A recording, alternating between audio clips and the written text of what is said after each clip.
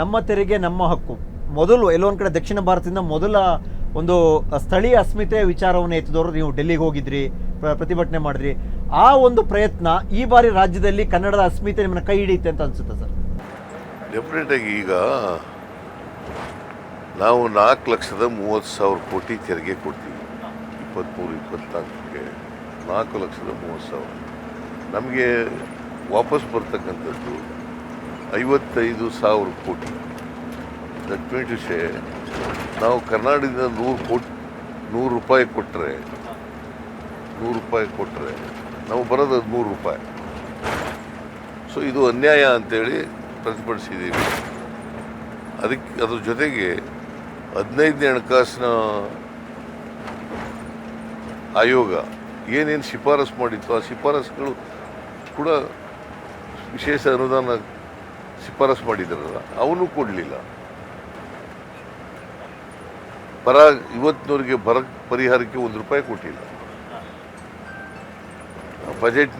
ಅವ್ರ ಬಜೆಟ್ನಲ್ಲಿ ಹೇಳಿದಂಥ 5,300 ಕೋಟಿ ಅಪ್ಪರ್ ಪತ್ರ ಯೋಜನೆ ಕೊಡ್ತೀವಿ ಅಂತ ಅದು ಕೊಡಲಿಲ್ಲ. ಇದೆಲ್ಲ ಅನ್ಯಾಯ ಅಲ್ವಾ? ದೇವೇಗೌಡರು ಇದ್ರ ಬಗ್ಗೆ ಮಾತಾಡಿದ್ದಾರೆ ಯಾವತ್ತಾದರೂ? ರಾಜ್ಯಸಭಾ ಮೆಂಬರ್ ಆಗಿ ಮಾಜಿ ಪ್ರಧಾನಿಯಾಗಿ ಕನ್ನಡ ಜನರ ರಕ್ಷಣೆ ಮಾಡಬೇಕು, ಇಲ್ಲ ಪ್ರಧಾನಮಂತ್ರಿನ ರಕ್ಷಣೆ ಮಾಡಬೇಕು. ಇವರು ಅಲಯನ್ಸ್ ಮಾಡ್ಕೊಂಡಿದ್ದಾರೆ. ಇವ್ರ ಸ್ವಾರ್ಥಕ್ಕೋಸ್ಕರ ಅಲಯನ್ಸ್ ಮಾಡ್ಕೊಂಡು